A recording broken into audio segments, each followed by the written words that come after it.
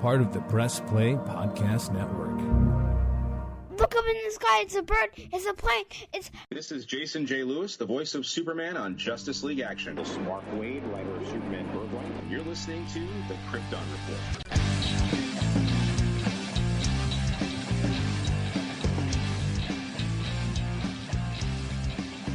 Welcome to the Krypton Report podcast. I am Tyler, your host, the Superman of Blue, and with me is the editor-in-chief of the Daily Planet. That's right. You've heard that. Our friend, Mr. Zack Benz. Welcome, Zack. Thank you. Happy to be here. It's nice. We haven't chatted in a while. Of course, we do message, and catch up and stuff, but we thought we'd just kind of have you back on, catch up on how the Daily Planet is doing. For any new listeners, you can kind of tell and plug what the Daily Planet is. And we got, recently you posted that there's a new Superman landing page on it. You can talk about that because I did see someone respond like, what's a landing page? So I thought that was pretty funny. But yeah, so how are things, man? Well, yeah. Like you mentioned, we just created a Superman landing page because, when you hear the Daily Planet, you think of Superman. And I thought there should be a section on there where people can be able to find Superman-related stuff quicker or just see everything in one place. Because dailyplanetdc.com covers a variety of things, not just Superman, where we take inspiration from the Daily Planet in comics and movies, from Superman lore. And by taking, I mean that literally, because in Superman stories, the Daily Planet covers everything, and we try to do that as well. So when you go to the regular homepage, you'll see like a whole variety of different topics, including politics, world news. We're based in Minneapolis, so we call that our Metropolis section. So there's local news for us in the state of Minnesota. There's reviews, there's entertainment news, culture, food. We have recipes and stuff. So because there's so much, I thought we should have the section where people can go to where they won't feel that overwhelming slew of information thrown in their face. It's just Superman, and that's why I created the landing page. And how would one find that landing page? You just type in dailyplanetdc.com/Superman, and it'll bring you right to it. It's got a fun interactive Tyler, logo and everything. /Tyler, same thing. They're interchangeable. Yeah. I think you do have. Actually, since you're an author, you have a / under the Daily Planet URL. I probably do. Yeah. It's funny. My daughter will say things all the time just to catch me off guard. And like, shoot, we saw this one Superman figure, and the face sculpt was odd. She goes, "That doesn't look like my dad." I'm like, "That's so sweet." Daughter ever. I don't know. And then I'm like, "What do you need? What do you need, girl? What do you need?" Oh. She has me. Not ashamed to admit it. Yeah, it's a really awesome. Like I remember, gosh, it's been 4 years. I think 4 years. Something like that since I contacted you and just started chatting, and it's going on 4 years. Yeah.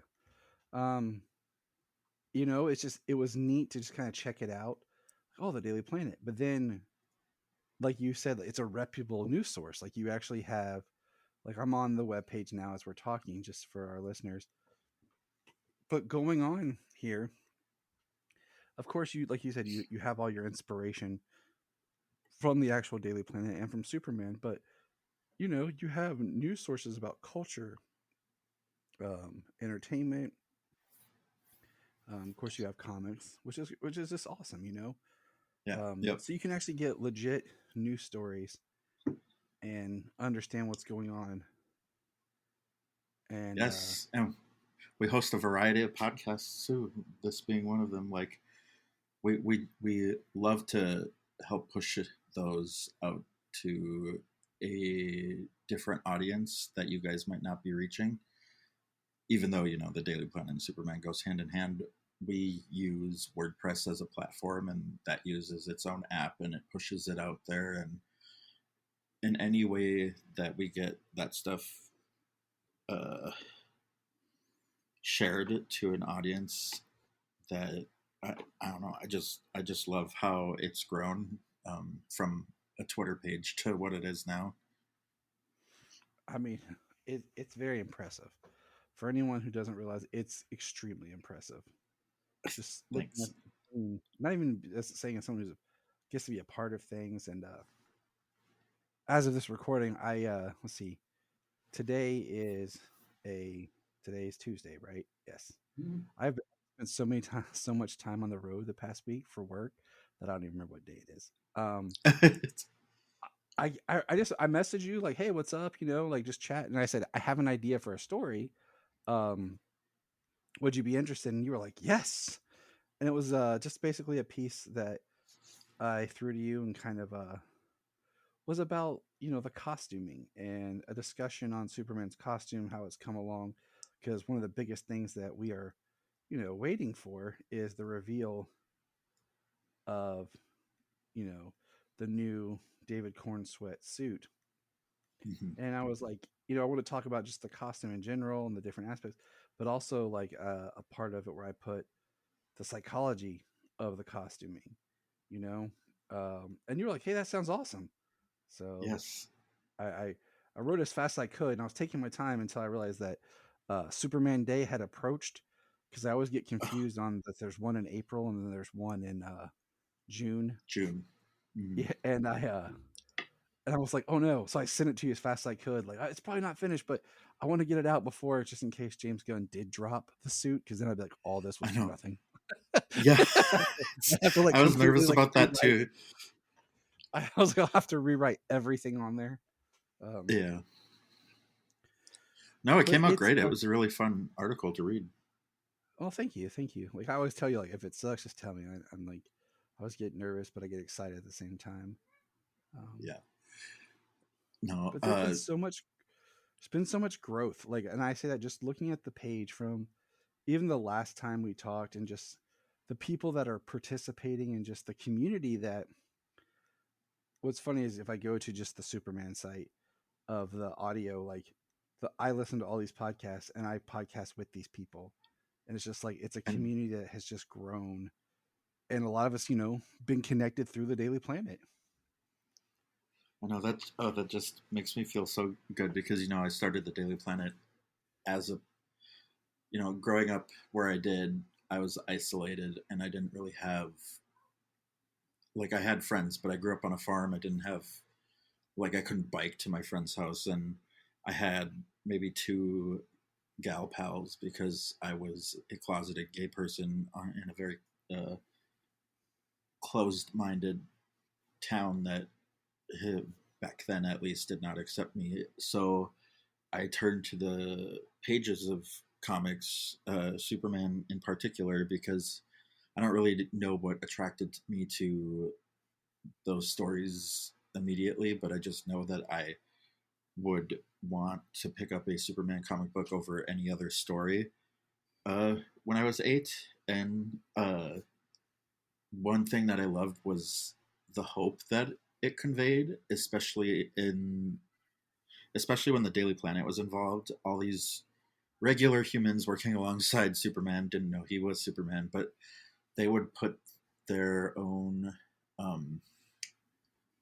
lives at risk, especially Lois Lane, to get the truth out there so bad things don't happen. And there's like this sense of camaraderie and family in the bullpen. And I don't know, it gave me this fuzzy feeling inside. And since then, I've always wanted to make that a reality. And you saying that just kind of gives me chills, you know?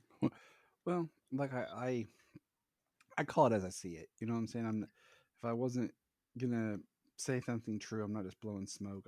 I would just wouldn't say anything. And I think what's interesting is, people complain about social media or they complain about the internet and stuff. And I was like, I get it. I understand the complaints. I like legitimately do.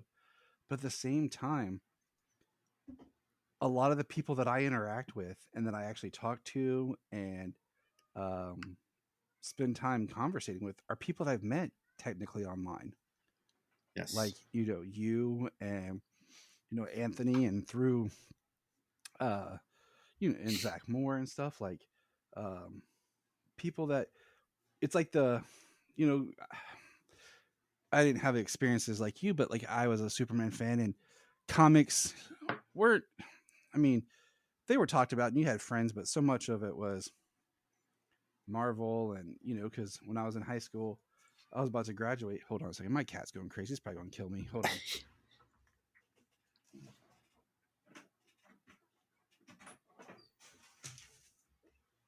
It's my daughter's cat.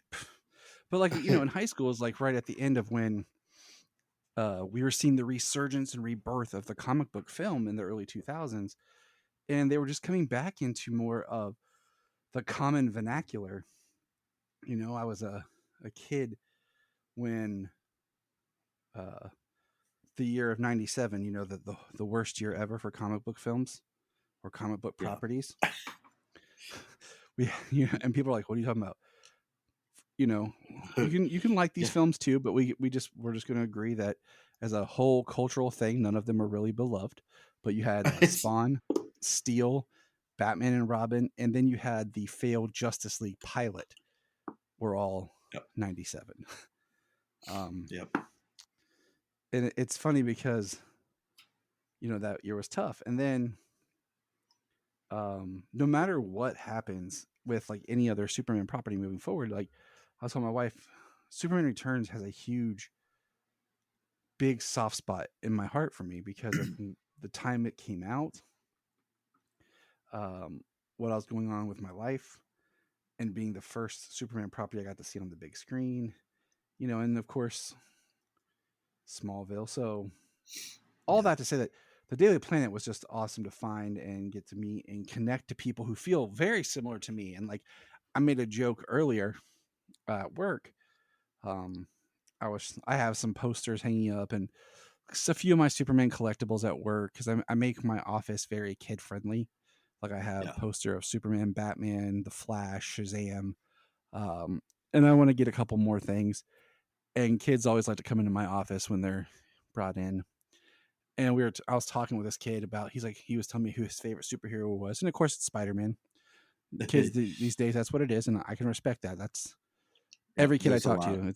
It's Spider-Man. And I'm cool with that. Like Spider-Man is dope. Yeah. And it's better he than asked Batman, me who mine I was. guess. Yeah. Spider-Man is if you mix Clark Kent and Jimmy Olsen together, you get Peter Parker. Okay. Like, yes. You know what I'm saying? There's a lot of similarities. Yes. Yes, there is. So I would love to see a conversation between Perry White and J. Jonah Jameson. I mean, there was one in a comic crossover once. I think I that'd be can't a really good time. remember. Yeah, I can't remember what happened in it, but I remember, I can distinctly visualize it, and it's very entertaining. And he, and I was asking him, and he saw, like, I have a picture in my office just to show people, like my coworkers, of my Superman collection. And I was like, yeah, I like Superman a lot. Maybe too much. But then and then I was like, but then I think about some of my friends and I'm okay. Because the people I hang out with now are just as crazy as me. Yes. Yes. I actually, that brings another point. There weren't a lot of, like, I grew up in, let's see, I was born in 1993, and I grew up in like the Smallville era of superheroes. So it was like right at the dawn of the popularity of it all.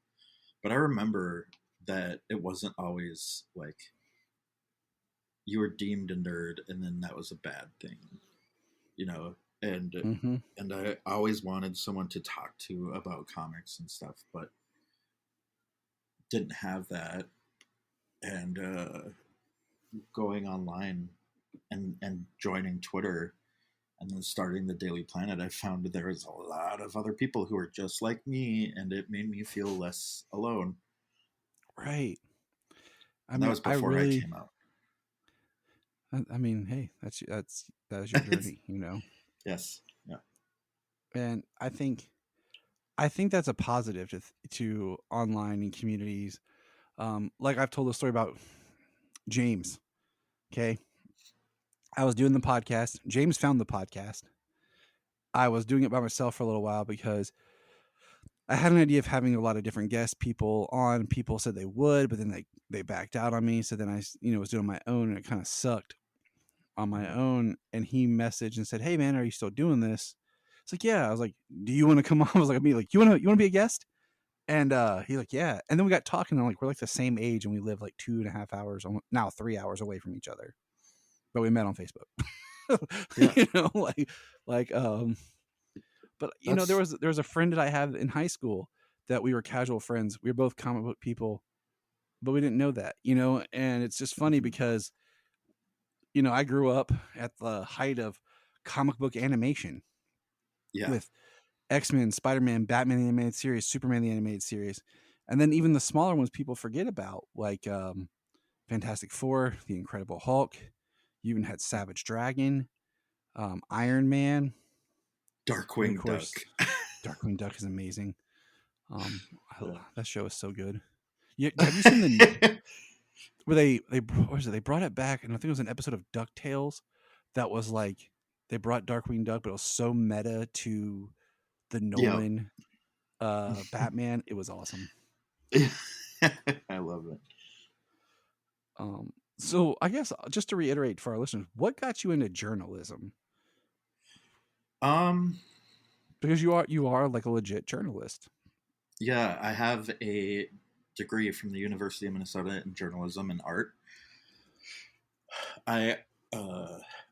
What inspired me to become a journalist? I have to say it's Lois Lane from Smallville. Best because I got into Smallville pretty late in the game, like around season 6. And then I bought all the box sets and rewatched. But around this time is when Lois Lane was also like discovering her journalistic roots, going out and finding stories, going to that fight club and stuff like that. And the way she was no nonsense, she's like, you guys are being terrible people, and I want people to know how bad you are. It just was really like badass, and I was like, I want to do that. I want to be someone that informs people of someone else doing something really, really bad that affects them. I want to make the world better through information, because when we're better informed and we have more knowledge of what's happening in the world around us, we can use that information to make the world around us better. And I think, a tagline from a newspaper, like a real life newspaper, the Washington Post, kind of says it all to me. Democracy dies in the dark, or a thunderous freedom. Applause. Yes. Star Wars reference. If you're in the dark on something and you don't know what's going on, or you just ignore it, or anything, then bad things happen, because there are bad people out there who will take advantage of that. And I just thought that was so inspirational of Lois Lane, especially because after being introduced to that version of Lois Lane, I went out and sought more versions like that. Like, I wouldn't buy a Superman book if Lois wasn't in it, because I just needed her in it. Mm-hmm. She became my favorite fictional character and inspiration for life. And yeah, so it was Lois Lane. That's what inspired me, to put it simply.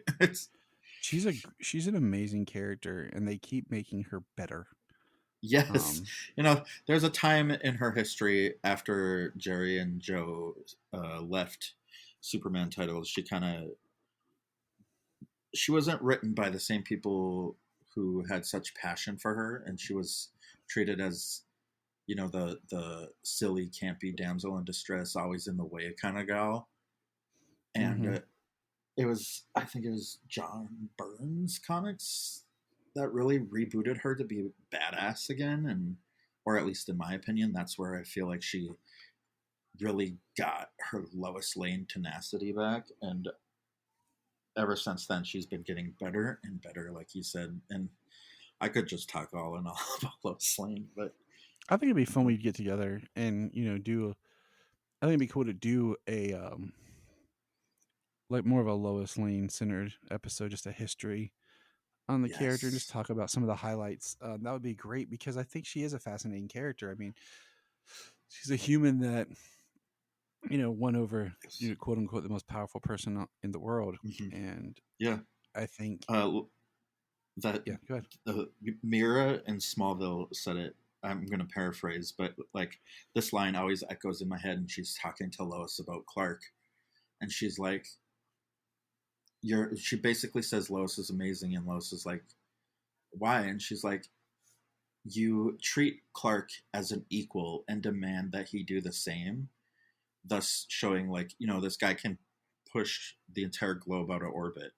But because of Lois Lane and her own heroics and reminding Clark, you're Superman, but you're also just a man. You have to be responsible and ethical. I think that makes her the most powerful fictional character in my books. Yeah. Flat out, yes. Have you the things you were talking about? Have you watched? We're gonna jump sides real quick. X-Men '97. I have. Okay, so the way you're talking about the last episode that just aired was episode 6, and I didn't care for the episode for the most part, except one part I did like, and that's also because no spoilers, not too much spoilers here, but whatever. If you're listening to this, maybe you're not watching the show, who knows? But the I like the stakes of like Charles actually being dead because I think that puts the X-Men in a better place. Yeah. And I've never been a huge fan of like the X-Men out in space and the cosmic angle with the mutants. I've always liked it when it's more of a social political struggle. But what I really did like, what I did like is when Professor Xavier talked about why he likes education. And he was teaching the aliens about enforcing about education is how we learn, how we grow, how we connect, how we bond. And I think that's the same thing. It's like what you're implying about knowledge and seeking the truth is like when we're educated on things and we actually understand it with everything that we deal with and our lives, it brings us together and it brings us closer. So having those instincts that want to tell the truth and like, my job's not in journalism, but in my job I deal with a lot, and I tell myself truth and justice. I repeat it over and over in my head sometimes because I'm there to tell the truth. I'm there to help the children and to hopefully bring some sort of justice into their lives in any way that I can. And I find that that's why, like, in my office, I have a poster, like I said, of the Flash, of Superman, of Shazam, and of Batman. And I have those for a certain reason. Superman reminds me of the truth, justice, and hope. Batman is about vengeance. The Flash is about justice. And then Shazam is about love and family, and also it says Shazam comes from a foster home. And all of those are like the emotions and the things that I go through while I'm working. So they're kind of like these pillar reminders of what I go through and the feelings and emotions that I go through. My friend asked me how I deal with some of the emotions and stuff I deal with at work. And I said, I just dress up like a bat and go out and bunch criminals with my bare hands at night. He's like, good call. Good call. Yeah. No. Yeah. These things bring such inspiration to our lives. These characters, these stories, and I'm glad you had those posters up in there for those kids to connect with. Because like you said earlier, you said you try to make your office as kid friendly as possible. But I feel like superheroes, they're so universal across all ages that you're just making, with those specific characters hanging up, you're making your office just friendly in general to everybody. It's true. I keep a giant bucket of candy that's in like a Yeah. Ninja Turtle bucket that I got from the movie theater in my office for when people come by if they want some chocolate or a sucker or anything. Your office sounds kind of fun. It is. I mean, I try to keep like I got blue lights hanging from it, like and everything just to help illuminate, make it fun, because you got to bring it to life with all the, or you can let so much of the negative just overwhelm you. Mm-hmm. My kids are upstairs watching Blue Beetle and wrestling when they should be in bed. Oh, uh-oh. But what's something that like what? Okay, so what's anything new that's going on with the Daily Planet? Like, what's some things that are exciting that you're excited about? Well, Like, I mean, of course, we talked about the landing page and stuff that's recently happened, but yes, what's some things we that's kind have of going or we have established a board of creators. These are all people who I have either worked with in journalism or, well, actually, that's basically it. There's 10 people, including myself, and we just actually had our second meeting. I originally called this group of people together to figure out how to make the Daily Planet a legitimate news source that pays me full time, and then it grows from there, and then a staff, like making it real, like self-sustaining, pay our writers business. And so the around New Year's Day, so I think it was actually January 3rd, we all met at this local restaurant here in Minneapolis, in downtown Minneapolis, called the Newsroom. It's very newspaper themed, like everything is newspapers everywhere, so I thought it was very fitting. sounds awesome. Yeah, and we basically discussed the goals for this year, and to try to have the Daily Planet as a legitimate business by next year. Um, we can't really predict that. There's a lot of hurdles I have to jump over and figure out, like copyright restrictions and stuff like that. And that's what the board is for. So we are currently researching what a rebrand would look like to make where it still vaguely looks like the Daily Planet from DC Comics, but it's not a something where they can come after and sue us, because I really don't want to get sued. I have talked with Jake Hogan, who at the time was head of DC Comics legal. Last time I emailed him was last year, right before they launched their dailyplanet.com little landing page that they have for their comic books. It basically just like promotes their comic books. Well, he said as long as we're not, we reiterate that we're not affiliated with Warner Brothers, we can still publish on the Daily Planet website. That was not clear enough, to tell me that we could publish with getting ad revenue. There's just that is a very sticky situation that I am really, really like trying to figure out. I am no legal expert. If anybody's listening and they're a legal expert, please contact me. You can just call yourselves the Daily Star. That we could. It's interesting though, because there are Daily Planet newspapers out there. There's the Metropolis Planet, which is in Metropolis, Illinois. There's the Twin Cities used to actually have a Daily Planet with a little Daily Planet logo in the middle that they stopped. The pandemic killed them, and they could advertise. There was the Catham Daily Planet, which I wrote an article about, that closed down in the 1920s, and ironically was headquartered between Toronto and Columbus. Nice. So it was like, I kind of, in my historical headcanon, it's true inspiration for the Daily Planet. And there's been a number of other newspapers. There are still some in circulation around the country. And then the Discovery Channel, before Warner Brothers was bought by Discovery, had the Daily Planet TV show. So as long as I stray away from that, this hurts my soul though, but as long as I stray away from that iconic bannered logo and create a new one, I'm looking at it right now because I have it as a sticker on my laptop, and it makes me very emotional because that is like the only hurdle that I really, really have to figure out.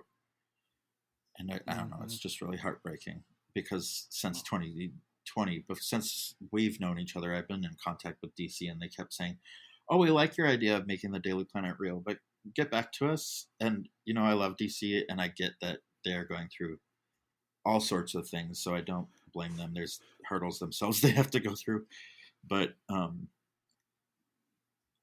yeah, it really hit me hard last year in 2023 when they finally gave me a definitive no, and we're going to launch this website. And I was like, oh, dang, and it made me very, very depressed. And the Daily Planet, my version of it that I built, suffered from that hit. But then over the summer of 2023, I was like, no, I still want to do this. I really, really want to do this. I want to see a globe on a roof somewhere someday, or, I want to see a globe on a newspaper.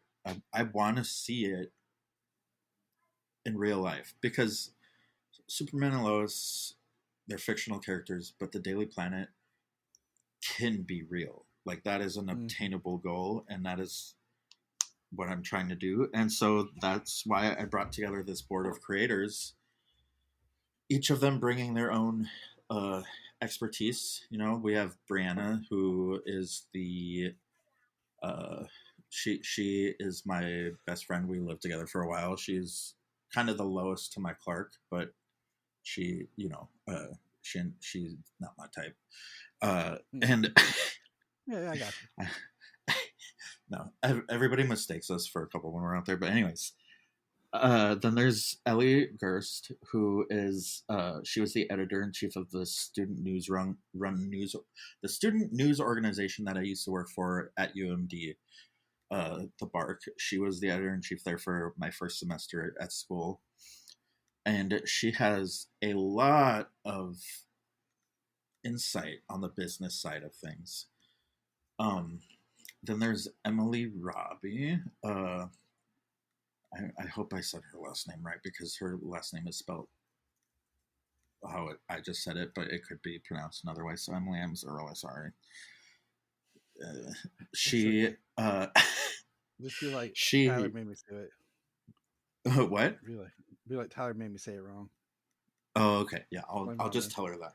Now she'll just give me a hard time, and then she'll forgive me. She's cool like that. But we met my last year at community college, and she actually edited one of my first original news pieces. Like, I used to do role play news or fictional news that was from the comic books or from the movies. But then I was like, I really want to write the Daily Planet with real news, and she was one of the first people to edit one of my articles, and she brought her own expertise. Then there was my friend Morgan Campbell, who went to school for political science, and she and her friend Rachel, who was also at this meeting, both are very in tune with law and politics. And I thought, since it's a news organization, that was essential, and it was. They both brought really important stuff to the table as well. And then there was Abby. She has done production. She does the vlog. She writes. She is actually a very good writer, and even though she's introverted like I am, she brought like such a good, valuable energy to the table, and I was so excited that she decided to brave downtown Minneapolis to come to my meeting. And then there was there was my friend Sunali, who was also there. She's not on the board, but she came because she was also a journalism student, and I valued her input. And then there was Casey Schlichty, and she is like a social media expert, so she brought a marketing strategy to the table. And while we sat there for like an hour and a half before eating, we talked, and we came up with this 4-quarter year long plan of me building the planet to the next level of where it can be. So right as we are on the cusp of making it a legitimate news source, that everything is there. We don't need to build anything up from scratch. You just have to get that business license and that, everything else. So, for the first quarter, it was content creation strategy and quality of content. And we, for the most part, succeeded. I do have a actual full-time job that, pays the bills. So I do fall through the cracks sometimes, but I've been sticking to it as much as I can and only failing where there's like, when I have to make those online editions that look like a newspaper or the magazine, because the online edition takes me about 6 hours and the magazine takes me, I'd have to say collectively about 20 hours. And I work on it over a week. And so those take a lot, but they always come out great, and people really enjoy those. And we did make our first winter magazine this year, which ironically landed right after Superman's birthday. Like we were gonna release it, and so James Gunn shared that new Superman logo, like crest in the snow, and it turned out to be a perfect cover for the Daily Planet's winter magazine. So that came out great. We actually were the Daily Planet this year, where we published daily. We have never done that since we started in 2014. This year actually is the 10th year of me doing Daily Planet stuff like this. So that's a big milestone. That is. Well, congratulations on your 10 years. And thanks. I mean, that's exciting, you took something that you love and you found a way to make it a reality. Yep. You worked hard, and I think you've achieved something great here, even if nobody else realizes it. But I think you've really made something unique here that's brought people together. So we all appreciate that. And thank you. Yeah, you're welcome. Any final thoughts you want to say to everybody before we sign off here? Just keep an eye out over the rest of this year. Got a lot of cool things in the works. You can be a part of the planet as well. I mean, everybody is welcome. I am happy to work with them editing. There is no bad story. Like, you may not be a writer, you may not know certain grammatical, you may not be a great writer, but that's okay, because we will accept your story, because everybody's story is important and needs to be heard. And that's all I gotta say. So please reach out and ask to learn more on how you can be a part of the Daily Planet, and we would happily welcome you. So great words to end on, Zach. Thanks for being here. I'll have in the show notes links for the Daily Planet, and check those out. Sweet. If you are like Tyler and James and can't get enough super talk, check out these other podcasts. Digging for Kryptonite, Supergirl Radio, The Last Sons of Krypton, the Superboy Legacy Podcast, All-Star Superfans, Superman the Animated Podcast, The Aspiring Kryptonians, Always Hold On to Smallville, The Geek of Steel, and Truth, Justice, and Hope. Remember to check out Krypton Report on all social media platforms. Go to linktree.com/Krypton Report. Find out all of our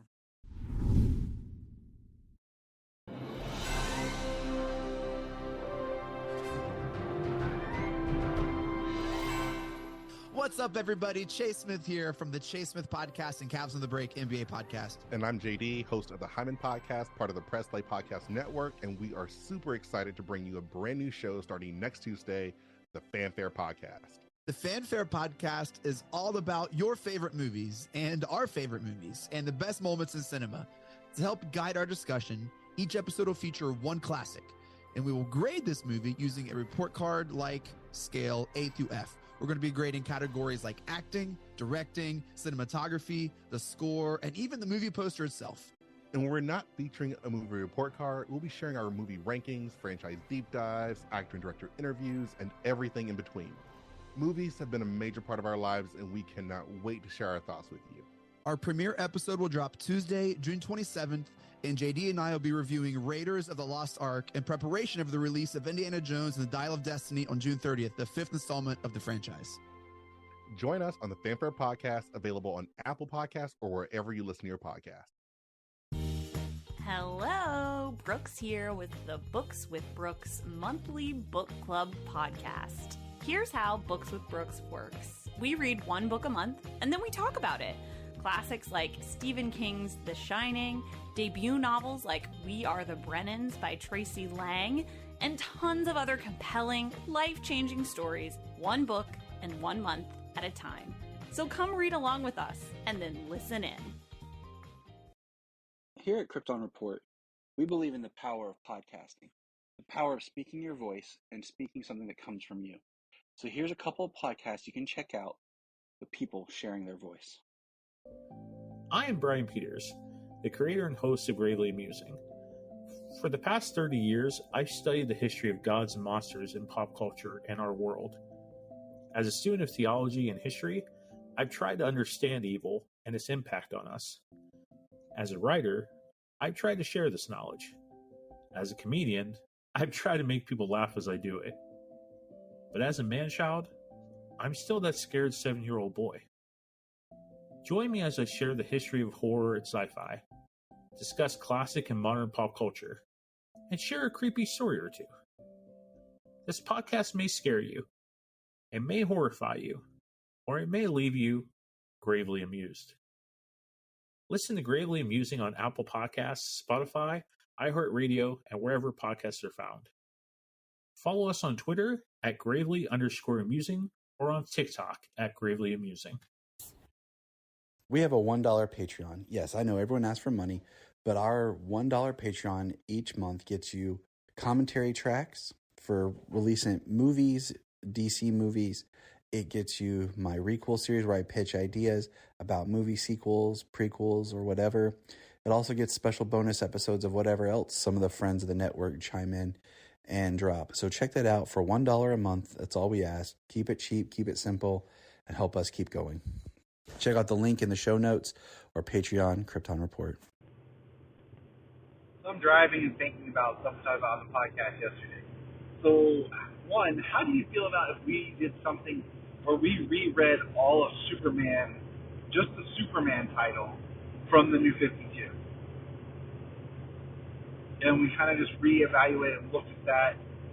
And what if we did now, keeping up with the current comics, but what we did is we did the last episode each month.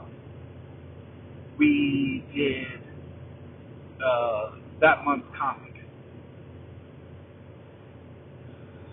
So we could,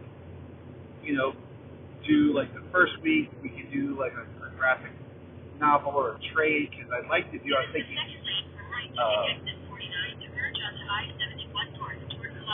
Godfall is one I've wanted to do. Superman Dude is one I've wanted to do. I'd like to do that one before Superman and Lois comes back. just some ideas. Stupid ass Cincinnati traffic. But anyways, just thinking about that, I'm gonna sit down maybe tonight or tomorrow and just kind of map out some more stuff, and make a schedule. All right, man. I just thought. This is Dan Jurgens, and if you want to have a good time, keep listening to the Krypton Report. No news.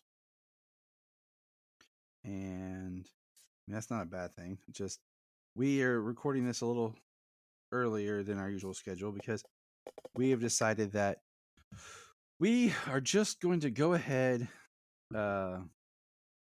and do a JLA wrap-up, handful of episodes. We're just going to go ahead and finish the Justice League action. We're right there towards the end, and we decided that it is time to just finish it up. So here we go. We're going to get started. Episode System Error. Aired Monday, October 2nd, 2017. When Batman discovers that he and the rest of the League are robots, he investigates to find out who did this and why. All right, let's do this. I mean, it's a trippy episode about some self-functioning AI. You know? Especially with all the stuff since then. I mean, woo! Yeah. I liked this episode. It was pretty fun to watch and see when they're like, "Wait, you're a robot. You're a robot. We're all robots." Yeah. Booster's like, "Well, I'm not a robot." He takes off his mask like, "Well, I'll be." And then, the big twist is at the end is that they all basically are in a kind of like a simulation to see how to take on the Justice League, how to beat them. And it's run by who else then? Darkseid. I was about to say, not Quagmire. I think it'd be a very different universe if it was run by Quagmire. Yeah. Who else but Quagmire? Yeah. Yeah, Darkseid just running simulations after simulations, trying to figure out ways to beat the Justice League. And then the Justice League robots turn the tables and kind of collapse his simulation. And it's great because then at the end, of course, you have the robots all kind of get saved and are sent somewhere else to continue to be the Justice League on a world that doesn't have the Justice League. So I always like seeing Darkseid in this show. He's just very classic, Like at the end of Justice League Unlimited, they kind of like overdid him. Yeah, think a lot of extras like to his design and everything. And I think Darkseid, even when he's powered up in a different way, like the Justice Incarnate books, when he had like that like purple ghostly figure and everything, he still had like a classic look to his design, his helmet, his uniform, and I think it's just perfect, Yeah. I like when Darkseid doesn't look like he's a pirate that escaped the 70s. When he actually looks menacing.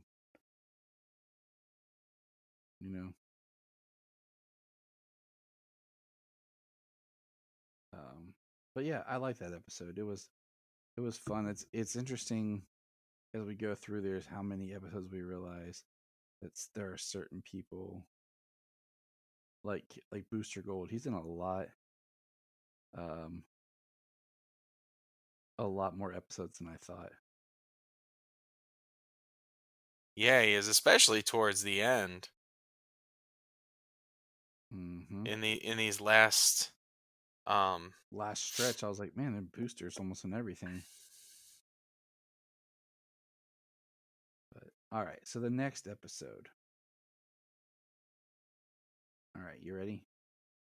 Yes. Next episode is Race Against Crime. It says Superman and Flash race for charity, only to fall under a trap perpetrated by Luthor, who has a device, a time suit that allows him to control everyone's speed.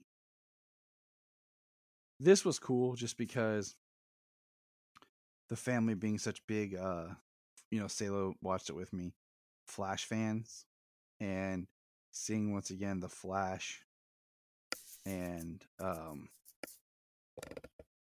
Superman race and the kids talking about it like, who would win? Who would, I'm like, oh, let me tell you, kids, it would be the Flash. Yeah, yeah. Like, let me tell you, what a race until the Flash just leaves him in the dust. Still one of the best Smallville scenes ever. But I like this one just because I like the Flash and Superman, the banter between them. But like Lex basically is trying to tap into the Speed Force, and what they were using Kronos, and what they devised was it was funny because how they beat him at the end. You know what I'm Yeah, saying? combining their speed. Yeah, and it gave them enough to break through the force field. Yeah. Yeah, it was pretty cool. In the idea that Lex is not necessarily controlling speed, but controlling time, so he can move things and people in time, or like freeze things in time, and he can use that, and it actually keeps like time as a force field. Like they can't get in.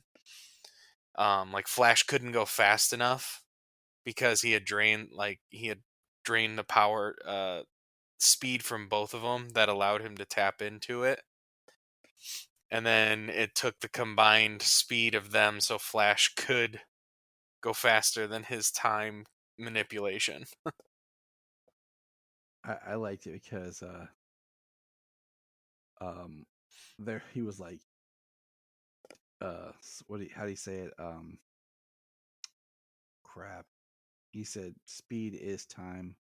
Basically they're like one and the same. Right. So yeah, I liked it. I did like Lex's purple armor. It was his standard armor, but it was done up all in purple. Because that was the color of time. So I liked it. Yeah, it was a fun episode. The next episode, Watchtower Tours. When Booster Gold starts to secretly give tours of the Watchtower to make some extra cash, he inadvertently brings in a supervillain disguised as tourist. Once again, here we are with our new pal Booster. And this was hilarious because right off the bat, I'm watching this with the kids, and they're like, "That's Granny Goodness." Yeah. Yeah. Yes, it is. They're all barely in disguise. Like, Toy Man? But then there's like two of them, like, I don't know who those other two are. One is like a female, and the other is just a dude in a hoodie. And we find out the dude in the hoodie is Teddy, who we find out is really what do you call it? A robot by Toyman that's hacking into the system and stealing all the secrets. And then the woman pulls off her mask to reveal it's the Joker. Yeah. And he's not there for any nefarious reason. He's there for the tour, and he just got the idea from a Bugs Bunny cartoon. Yeah, that was the best part of the whole thing. He's like, as a girl. He's like, I'm not here. I'm just here for the tour. Yeah. I liked how Granny Goodness's design was the old animated series, or the old Justice League design for her face, because this one is a little softer looking, It's not as stern or hard lines and edges, and the hair isn't like the pointy kind, the way it was. So her design was like the old design for the face. It was really funny. And I liked at the end, like, they're all guilty except for the Joker. Yeah. Like, Yeah. the Joker didn't do anything wrong. It was fun because Booster's like, what? Huh? Who? You guys the tour? And they're like, they get off and like, I thought we were gonna be greeted by a hero. And it's Skeets leading him off, and he's like, Booster Gold. And they're like, Yeah. no. And Booster's hilarious. Like, so yesterday we had on in the background as we were cleaning what do you call it? Shazam! Fury of the Gods, and the scene where Diedrich Bader comes out, and the kids are both like, they're like, wait, I know that voice. I'm like, yeah, Batman Brave and the Bold. I'm like, it's Diedrich Bader, and they're like, oh, okay. And then we were watching this. They were like, hey, wait, I know that voice. I'm like, yes, it's still Diedrich Bader. I'm like, he is Booster Gold too. Yes, I'm he like, is. But this is another example of Booster. Every time I say that, I think of Jingle All the Way. Nobody likes you, Booster. That's hilarious. I mean, I love how through this series, like, there was like a chunk of episodes, like the beginning episodes was like Blue very Beetle, Batman. and Yeah. there was a lot of Blue Beetle, and then it went like Blue Beetle, and then Firestorm, and then Stargirl. The heat is on. Yeah. And now to Booster, like, there's been a rotation of heroes that they've keep going back to. It is true. You know, like, this show is so fun. Like, the kids miss some of them with me. And it's funny because they're like, Dad, watch this one. I'm like, okay, we can go back and rewatch them, kids. Like, Yeah, with this format, they could have just kept on doing so many more heroes. it's just interesting because it's technically what, 53 episodes. Yeah, I think so. I think that's technically my episode 1 is all 3 of them. Yeah, so is 3 mine. or 4 together. So it's just it's interesting because, like, it started, like, the first thing was released at the end of 2016. It mainly went through 2017, and then it ended in February of 2018.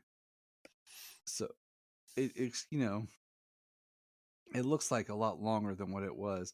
And when you see 52 episodes, oh great, but it's only 10 minutes a piece. So right. But there's so much more that could have been done.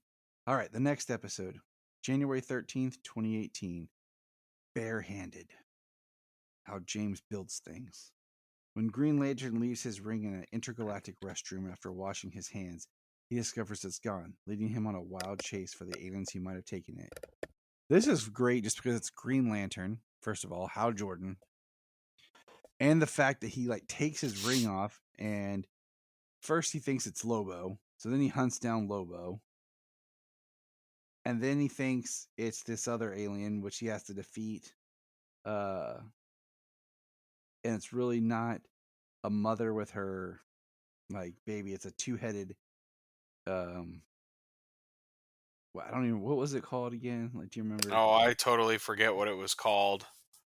But it was a two-headed alien. It was a two-headed beast, and the lower head was like the real head, and the upper head, which appeared to be like the real head, was like the defense head. Mm-hmm.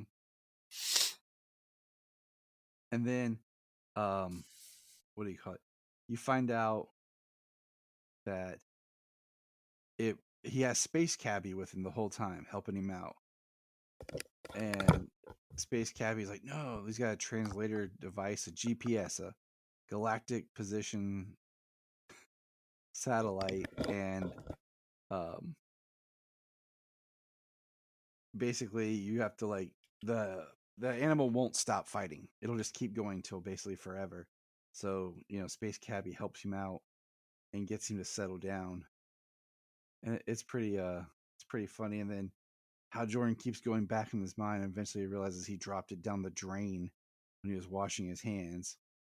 And then he has to go back and a giant hairball has come to life. He puts his hand in it and pulls out the what do you call it? The ring. And then Batman, like at the end, found out because Lobo had said something about him leaving the strongest weapon in the world in a bathroom.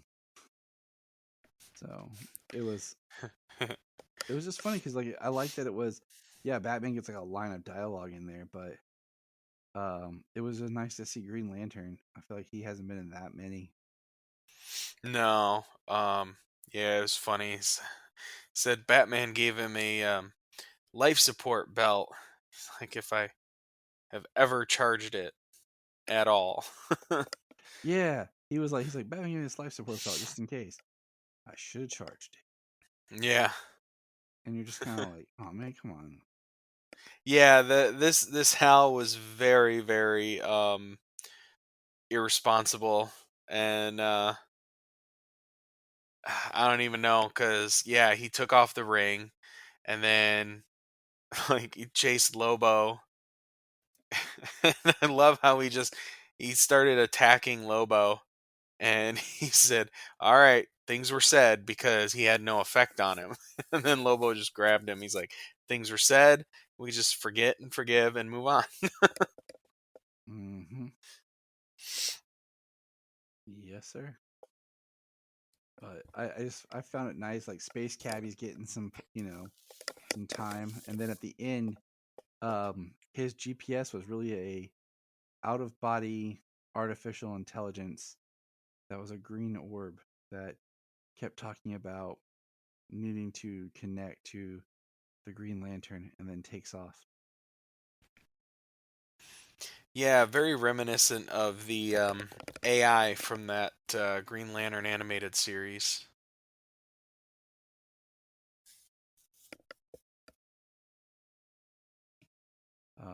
So yeah, I I can't help but just look at it and be like, this is a great episode for not your main Justice League characters. And that's what I think I liked about it. Because we've talked about how certain characters always keep appearing. It's just kind of nice to not have the same characters again. All right, let's get. Yeah, I mean, I like how they've always done like them helping out the younger heroes, being mentors for them, but then also like the kids have those younger heroes save the day in those episodes most of the time, and I like that about the show. But you don't always have to have Batman, Superman, or Wonder Woman like front In and every center episode, in the yeah. episode the whole time. So the next episode is Captain Bamboozle. Mr. Mxyzptlk decides to create some mischief by endowing Shazam's well-meaning Uncle Dudley with superpowers bigger than anyone in the league. This one was cool because it put Shazam back into the action and Billy. And it's interesting that they kind of took this approach with the character. The more 70s approach with the Uncle Dudley. So, like, definitely stepping away from the Jeff Johns family dynamic that we've kind of had recently with the character, and going back to a previous incarnation. So what did you think of just having Uncle Dudley, period? Well, I mean, yeah, like you said, very 70s is very The RV very even, man. old Yeah, like old school, very classic Shazam, like um it was interesting for the show and for the episode, I mean, I'm glad to see, cuz um why am I blanking on his name? Sean Astin. Yeah. Sean I was blanking on Samwise's name. Um The true hero of the Lord of the Rings, who gets yeah. no credit. I like that Sean Astin's actually gotten to play a couple of versions of Shazam. He got to play a more Jeff Johns modern version in the DC animated movie universe, but also he got to play this version of him, and it's very much more of a very much more like a wholesome, um, innocent uh, Billy Batson. Yep. um, which is why the Jeff Johns version that came out with the New 52 is very modern and updated compared to what Shazam was, I because there liked it. have Nixie been gave things Uncle like even Dudley back in the powers, Justice League Unlimited but I kind of wish he would have. cartoon, they said, and you call Superman a Boy Scout. Mm-hmm. It's got that very childlike innocence to the character. I wish they would have given him a different costume instead of just kind of making him look like the old kind of 70s Shazam. Yeah. But well, his costume was more classic because the Shazam costume was very, very modern with the gold and white lightning bolt going all the way from the neckline down to the waist. And Uncle Dudley's was very, like you said, the 70s Shazam show. And I like how Uncle Dudley at the end, like everyone's like, "Uncle Dudley, what are you doing here? You need to, you're not a hero. You need to stay back and all this." And then he's eventually able to trick Mixus Pitalik to say his name backwards.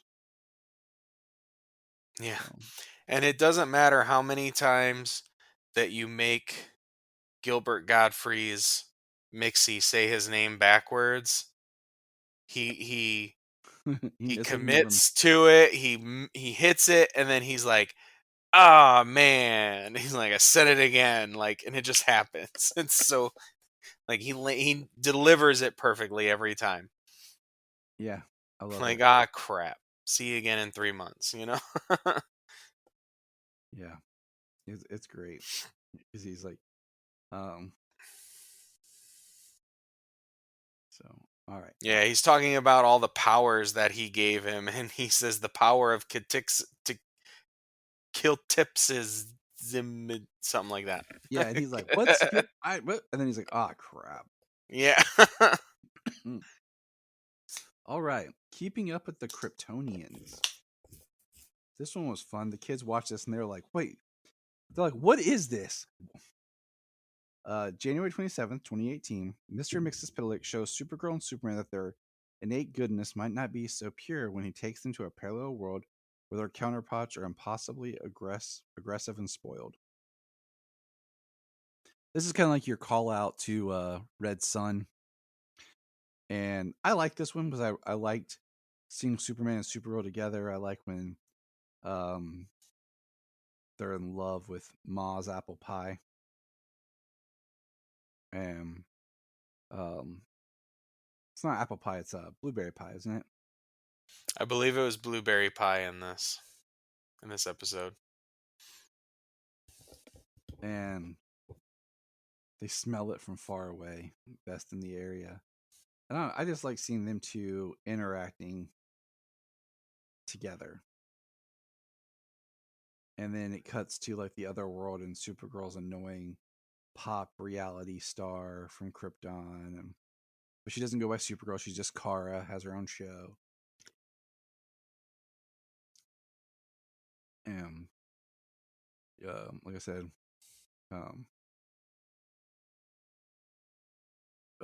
Superman is the leader of,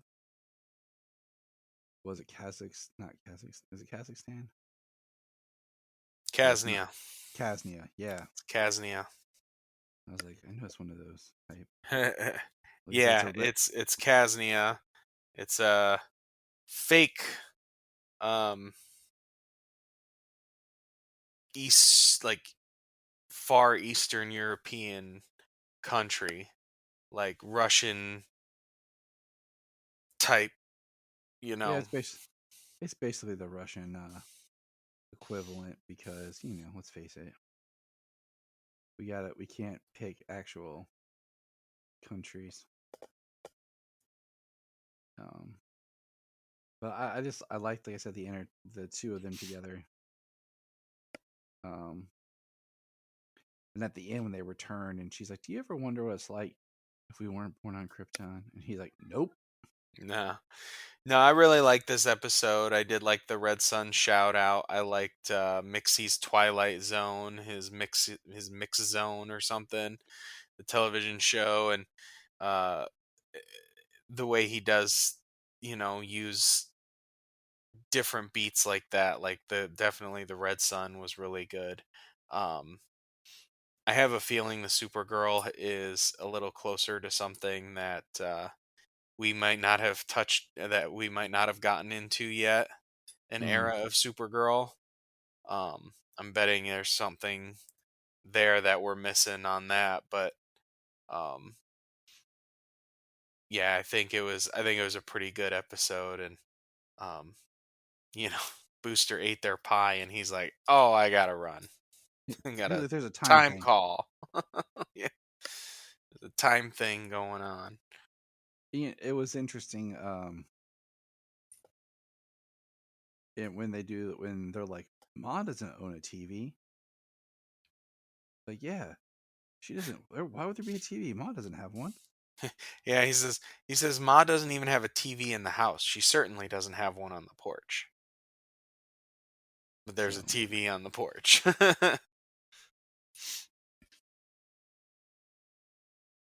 So, yep, it was a good time. All right. Next episode. Unleashed. While the Justice League is away on a mission, Plastic Man is not only left in charge of the Watchtower, but also Superman's dog, Crypto.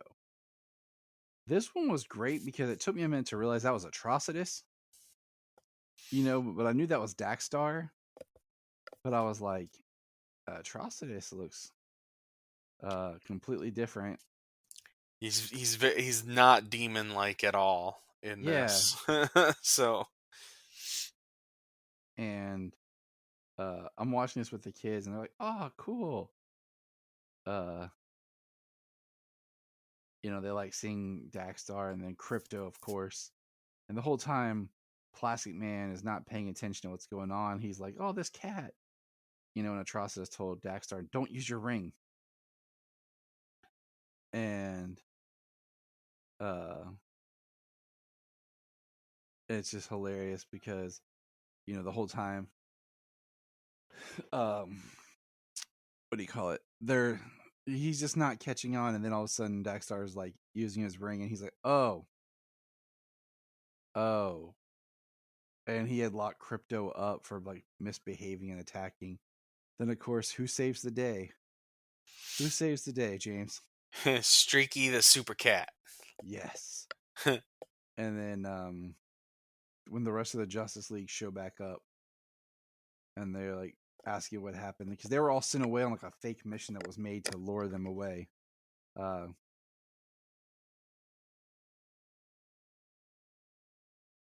And it cracks me up because Plastic Man like captures it inside of him and he makes the duty joke. Yeah, that was gross. And like I was worried because like they were like right up on him when he squatted down, and then they cut away. I was like, that's a long shot there. I like that though. He at least didn't take the credit. He was like, "I helped." Yeah. So it wasn't like, because they're like, "Plastic Man, you saved the world."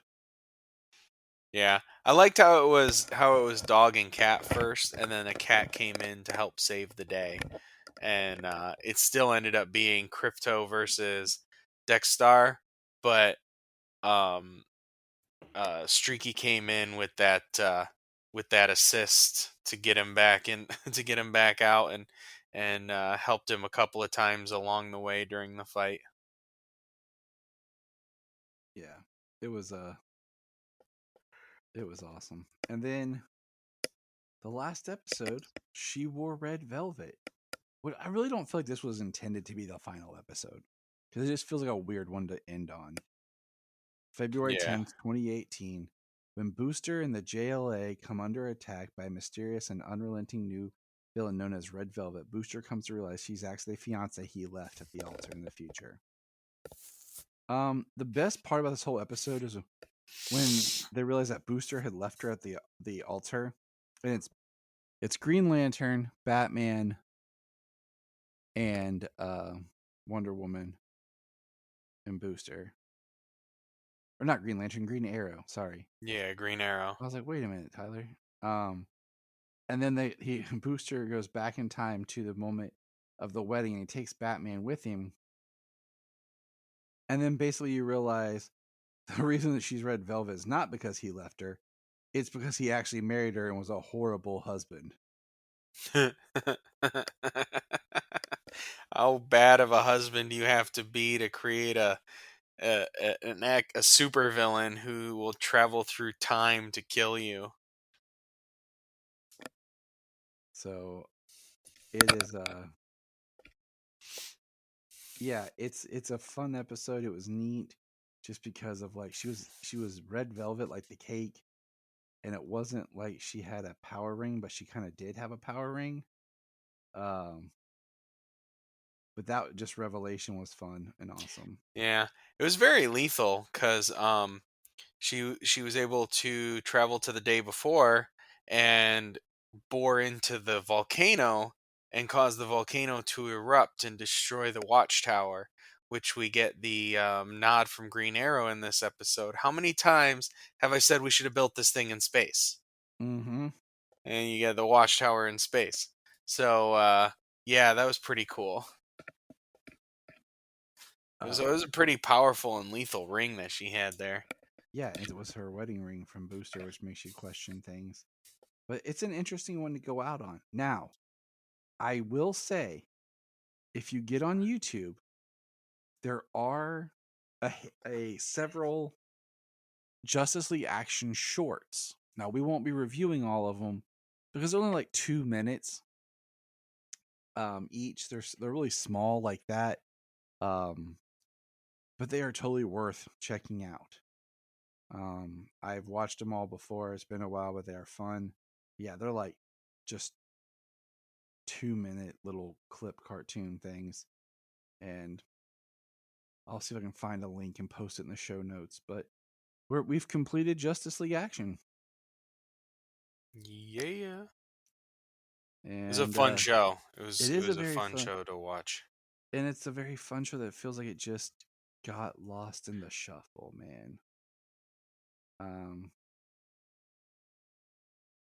And see if I can find these. But yeah, so James,